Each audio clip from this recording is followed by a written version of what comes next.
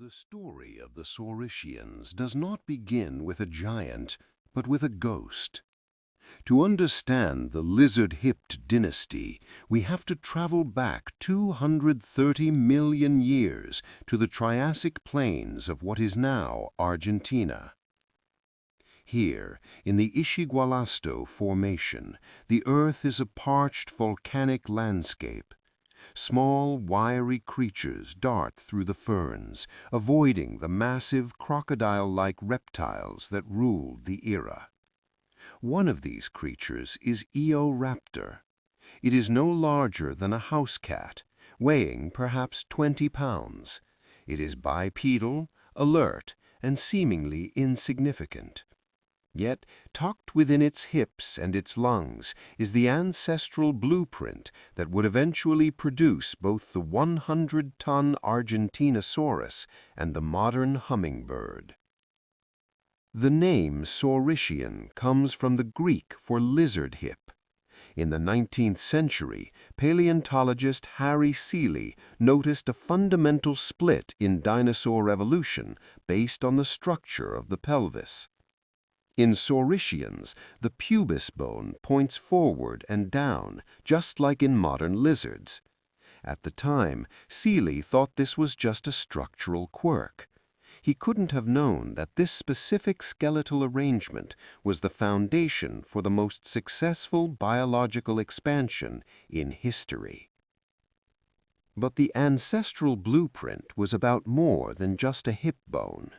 As we look at these early Saurischians, we see a revolutionary piece of biological technology, the pneumatic skeleton. Even in these early Triassic forms, we find evidence of air sacs, hollow pockets within the vertebrae. This wasn't just about making the bones lighter. It was the start of an incredibly efficient, bird-like respiratory system. While their competitors were struggling for breath in an atmosphere with fluctuating oxygen levels, the Saurischians were literally plumbed for high-performance breathing.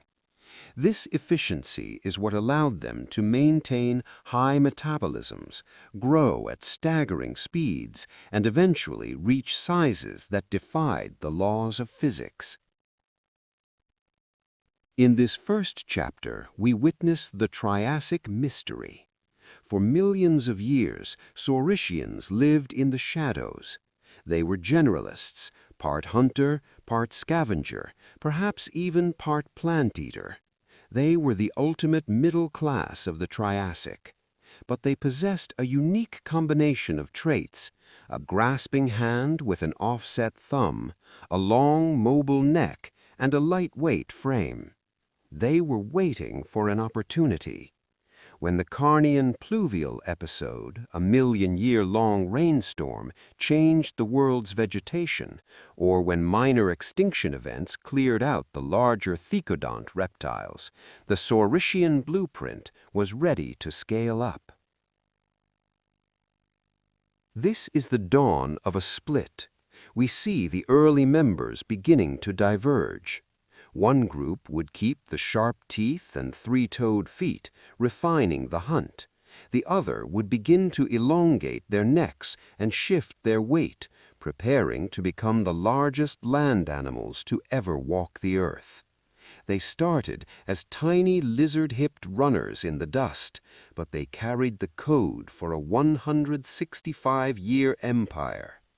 By understanding Eoraptor and its kin, we aren't just looking at a primitive dinosaur, we are looking at the seed of the giants. Nature rarely moves in leaps. It moves in increments. But the transition from the small, cat-sized Eoraptor to the mountain-sized Brachiosaurus is one of the most dramatic scaling-up events in the history of life. To understand how this happened, we have to look at the sauropodomorphs, the lizard-footed forms. This branch of the Saurischian tree decided to trade the life of a nimble hunter for the life of a biological vacuum cleaner. The story begins in the late Triassic with creatures like Thechodontosaurus and Plateosaurus. These were the pro-sauropods. If you saw a Plateosaurus, you'd see a creature in a state of evolutionary transition. It was bipedal, standing on two powerful back legs, but it was already stretching out. Its neck was growing longer, and its head was becoming smaller. Evolution was solving a specific problem. How do you eat as much as possible while moving as little as possible? The long neck was the ultimate answer. It acted like a crane, allowing the animal to sweep a wide radius of vegetation without moving its heavy torso. But this new lifestyle triggered a cascade of anatomical changes. To fuel a larger body, these animals needed to eat constantly. They abandoned the chewing mechanics of other dinosaurs and instead became fermentation vats. They swallowed leaves whole, using gastroliths, stomach stones, and massive gut tracts to break down tough plant matter. As they grew larger, the lizard hip blueprint had to compensate for the weight. By the early Jurassic, the sauropodomorphs had reached a tipping point. They could no longer balance on two legs. In a monumental shift, they became obligate quadrupeds. Their limbs transformed into thick, pillar-like columns, similar to those of an elephant, but with a unique Saurischian twist. The bones remained partially hollow. This is the great paradox of the sauropods. They were the heaviest animals on Earth, yet they were built like airplanes. By the Middle Jurassic, we see the rise of the true sauropods. Giants like Diplodocus and Apatosaurus began to dominate the landscape. This was the sauropod hiatus ended, a time when these titans achieved global dominance. They weren't just big, they were ecosystems unto themselves. A single adult Diplodocus required hundreds of pounds of browse every day. Their footprints, as we saw in the Navajopodi, were massive impressions that could alter the flow of rivers or create microhabitats for smaller creatures. The rise of the sauropodomorphs was an engineering triumph. They mastered a high-growth strategy, reaching massive sizes in just a few decades to avoid predation. They utilized their Saurischian respiratory systems to shed the immense heat generated by their giant bodies. They were the super Saurischians, taking the ancestral blueprint of a small Triassic runner and stretching it to the absolute physical limits of what a vertebrate frame could support. In this chapter, we see the triumph of the herbivores, a lineage that proved that in the Jurassic world, sometimes the best way to survive was simply to outgrow your problems. While one branch of the Saurischian family was growing into long-necked giants, the other branch was perfecting a very different philosophy. These were the theropods. While the sauropods became the ultimate prey, the theropods became the ultimate predators. They kept the ancestral blueprint of the bipedal runner, but they weaponized it, turning the lizard hip into a pivot point for agility, speed, and lethal precision. The theropod revolution was defined by three distinct traits: hollow bones, three-toed feet, and serrated weaponry. From the very beginning, creatures like Herrerasaurus showed that the Saurischian frame was built for the hunt. Their bones were packed with the same air sacs we saw in their giant cousins. But here, the purpose wasn't just to support weight, it was to create a lightweight, high-energy athlete. A theropod was essentially a biological Ferrari, stripped of every ounce of unnecessary weight, powered by a high-octane respiratory system, and built for a singular purpose. As the Jurassic gave way to the Cretaceous, the theropods underwent a series of specialization waves. We see the rise of the ceratosaurs with their strange horns and blade-like teeth, followed by the allosauroids, the allosaurs of the Jurassic. These animals utilized their Saurischian necks to deliver powerful, hatchet-like strikes. But the revolution didn't stop at size. In the shadows of the giants, the coelurosaurs were evolving. This is the group that includes everything from the massive Tyrannosaurus rex to the bird-like velociraptor. The revolution was also internal.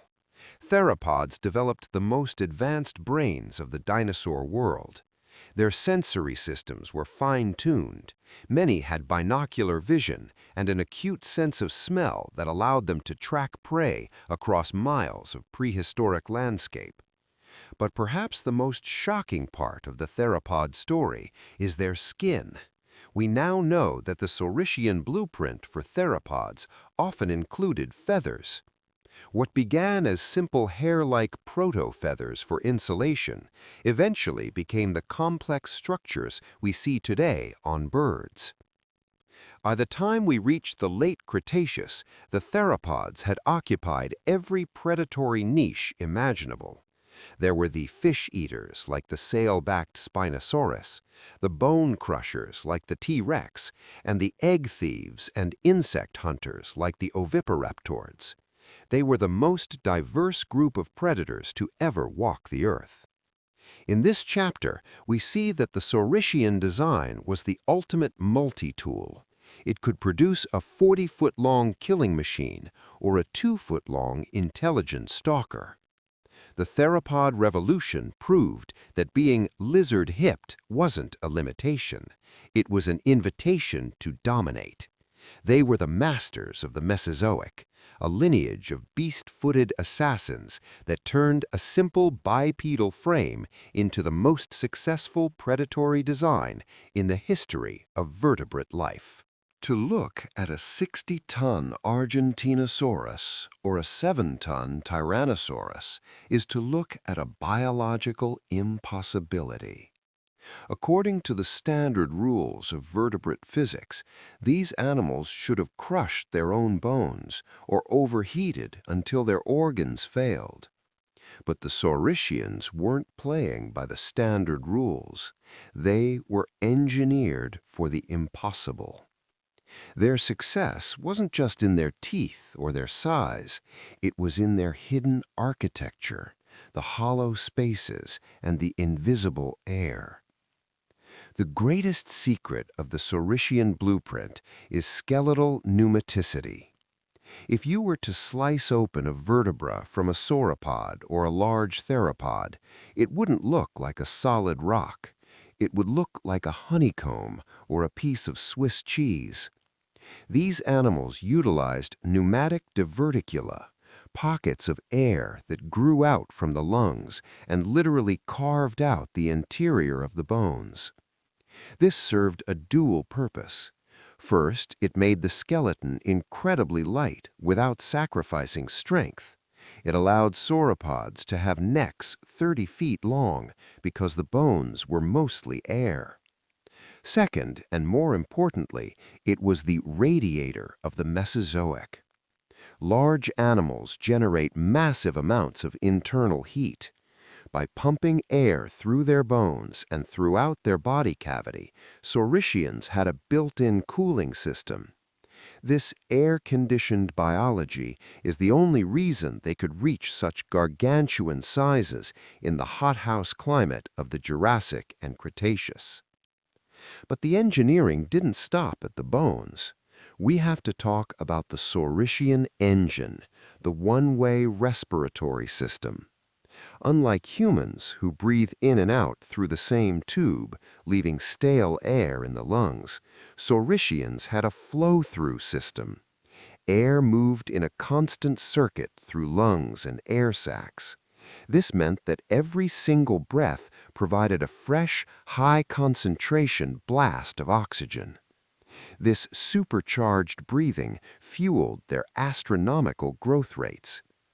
Recent studies of bone rings, LAGs, reveal that these animals weren't the slow-growing reptiles we once thought they were. A sauropod could go from the size of a football to the size of a house in less than 20 years. They grew faster than almost any animal alive today. This was a survival strategy. Grow so fast that you become too big to eat before the local predators can catch up. Finally, we look at the lizard hip itself as a weight-bearing masterpiece. In sauropods, the pelvic structure acted like the central pier of a suspension bridge, distributing the massive weight of the gut and the tail through the pillar-like legs. In theropods, it was a high-tension spring, allowing for the powerful, explosive muscle attachments needed for a sprinting strike. In this chapter, we see that the Saurischians were the most advanced biological machines to ever walk the land. They solved the problems of weight, heat, and oxygen millions of years before mammals even tried. They didn't just survive the Mesozoic, they engineered a way to own it. They prove that when you have the right internal blueprints, even the impossible becomes possible. 66 million years ago, the age of giants ended in fire.